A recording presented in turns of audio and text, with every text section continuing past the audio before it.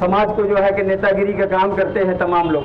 साथियों, आम आदमी पार्टी के हर एक सिपाही, हर एक कार्यकर्ता भी मनमोहन सिंह ने कहा ना, मैं खुद गया था गांव में, इन्होंने जा करके बाइक से इनकी तमाम वीडियो भी आई है। साथियों, मैं तमाम उन साथियों को कहता हूं कि जनता से कनेक्ट होने के लिए उनके पास जाना पड़ेगा। आज अखबार में जो सच्चाई बताई जाती है, टीवी में जिस भारत को दिखाया जाता है, वो असली भारत नहीं है। असली भारत है आप जब उनके गांव में जाएंगे, आज जाकर के लोगों से जब मिलेंगे, उनसे सच्चाई समझेंगे, तो सच्चाई जो टीवी में दिखाई जाती है वो सच्चाई आपको नहीं दिखेगी। तो साथियों, आज भारत को बचाने की जरूरत है और इसके लिए आज महापुरुषों का जैसे हम याद कर रहे हैं, इसके लिए संसाधनों की जरूरत नहीं। तमाम साथी अलग अलग तरह की बातें की है। साथियों, डॉक्टर अंबेडकर, जिसके पास कुछ भी नहीं था, पढ़ने के लिए पैसा नहीं था, किताबें खरीदने के लिए पैसा नहीं था। साथियों, अगर सपने में दृढ़ विश्वास हो, अगर आपके इरादे में ताकत हो, तो आप एक आम आदमी उस समय कोलंबिया जाने का उसके लिए रास्ता मिल गया था।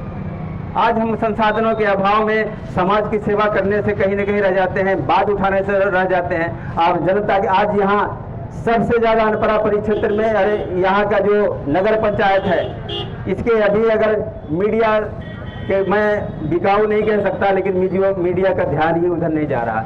हमारे आम जनता, हमारे नगर के पदाधिकारीगण तमाम वीडियो बनाते हैं, रोडों की क्या हालत है, सड़कों की क्या हालत है, धूल से और जो है गड्ढों से लगता है कि हम किसी आदिवासी जमाने के जंगलों में आए। हाईवे तो दिखता ही नहीं है। रोडों पे देख लीजिए किस तरह से गाड़ियां खड़ी हुई हैं, बड़े बड़े टेलर खड़े हुए हैं और आदमी क्रॉस होने के चक्कर में दुर्घटना का शिकार हो जा रहा। आए दिन महीने में एक दो दुर्घटना इस तरह की हो जाती है जब पूरा दंपत्ति खत्म हो जाता है। कौन आवाज उठाएगा? साथियों, आपको उठाना पड़ेगा। और साथियों, बात जैसे तानाशाही सरकार अंग्रेजों के समय थी, वैसे तानाशाही सरकार आज भी है। चंपारण का आंदोलन करने वाले थे महात्मा गांधी जी, कमिश्नर ने मना किया था। उस समय की बात मैं बता रहा हूं कि कमिश्नर ने जब मना किया था, उस समय चौकीदार, जो गांव का चौकीदार होता है ना, वो एक इंस्पेक्टर के बराबर ताकत रखता था। उस समय कमिश्नर ने मना किया महात्मा गांधी को, महात्मा गांधी ने उसकी बात को नहीं माना। जाकर के मिला, जाकर के उनसे अपने विजन को बताया, अपने लिए, अपने सपनों को बताया कि मैं व्यक्तिगत अपने लिए नहीं लड़ा रहा हूं, ये समाज की हकीकत है, ये समाज का आईना है, इसको देखिए, इसके लिए आंदोलन करना पड़ेगा। जब विचारधारा को लोग सुनता है साथियों, तो आपसे जुड़ता है। आप विचारधारा ढंग से उनके साथ पहुंचाइए। हम कपड़ों को सुधारने में, चमकाने में लगे रहते हैं, चेहरा चमकाने में लगे रहते हैं, लेकिन अपने व्यक्तित्व के, अपने विचारों को, अपने ज्ञान को परिष्कृत करने की कोशिश नहीं करते। क्योंकि लोग अगर कनेक्ट होंगे, लोग अगर समझेंगे, तो आपके ज्ञान की वजह से समझेंगे, आपकी विचारधारा से समझेंगे। नहीं तो हमसे अच्छी अच्छी गाड़ियों में घूमने वाले हैं, अच्छे अच्छे कपड़े पहन के घूमने वाले हैं। तो गांधी जी ने उस कमिश्नर को कन्विंस किया और जाकर के साथियों इतना बड़ा आंदोलन खड़ा हुआ। तो हमें कनेक्ट होने की जरूरत है, संपर्क होने की उसके लिए जरूरत है साथियों। मजदूरों की जहां तक बात है, उनके साथ जीना पड़ेगा।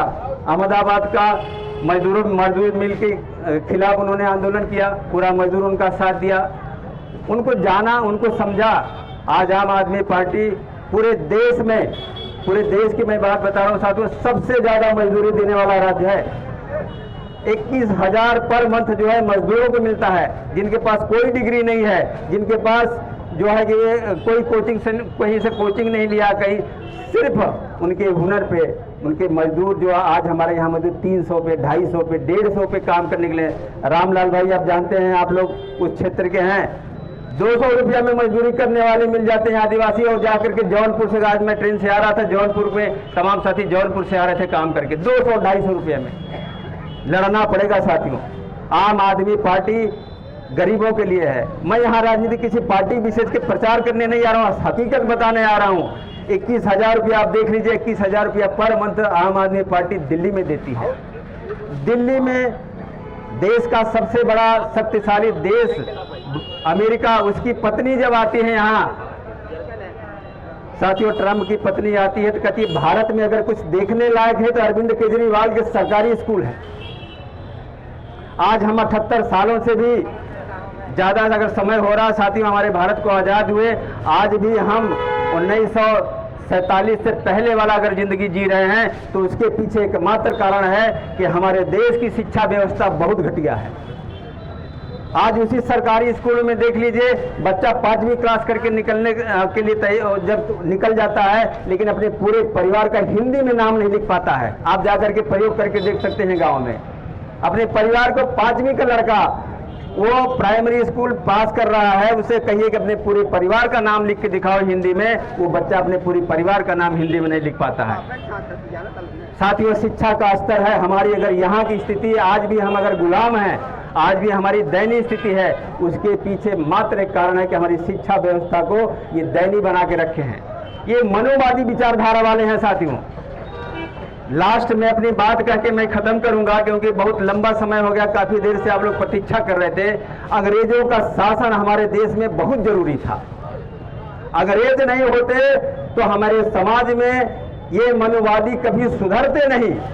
ये मैं मंच के माध्यम से बड़ी जो है जिम्मेदारी से कह रहा हूं, क्योंकि मुगलों के काल में भी हम गुलाम थे, उससे पहले भी हम गुलाम थे, लेकिन अंग्रेज जब आए तो वो ब्राह्मण क्षत्रिय शूद्र तो पहले से ही मारे जाते थे, ब्राह्मण क्षत्रिय में सबको पीटते थे, सबको पैरों में झुकाते थे। तब इनको लगा कि यार हमको अभी तक कोई झुकाने वाला नहीं था, और ये साले हमको जो है अंग्रेज बहुत मार रहे हैं जूता से, हमारी संपत्ति ले रहे हैं, राजाओं को सबका संपत्ति हड़प करके पेंशन दे दिया, चलो तुमको पेंशन देंगे, सारी संपत्ति हमें दो। जब इनको लगा कि हमारे अस्तित्व का खतरा है, तब इनका आत्मा जिगर जागा कि ये कहे कि नहीं, अंग्रेजों को भगाना पड़ेगा। तो कहीं न कहीं अंग्रेजों का शासन हमारे आज के वर्तमान शासन को, समाज को सुधारने के लिए जरूरी भी था। इनको अवकाश समझ में आई। जो मनोवादी विचारधारा है, आज भी दलितों को जो है जिंदा जलाने का काम करते हैं, बहन बेटियों के घर में जाकर के बलात्कार करने का काम करते हैं, स्त्री को स्त्री नहीं समझते। ये मनोवादी सोच वाले आज भी नहीं चाहते कि भारत में सच्चा लोकतंत्र स्थापित हो, भारत में सच्चा संविधान स्थापित हो। ये चाहते हैं कि हमारा समाज अशिक्षित रहे, जैसे कि उस समय वैदिक काल में अशिक्षित था, खाली एक वर्ग, एक विशेष वर्ग जो है साथियों, खाली शिक्षा का नाम को शिक्षा उसको दी जाती थी। आज वही चाहते हैं कि सरकारी स्कूल को खत्म कर दो। जब देख लो कि सरकारी स्कूल जर्जर हो रहा, बच्चे नहीं जा रहे, तो इसको प्राइवेट में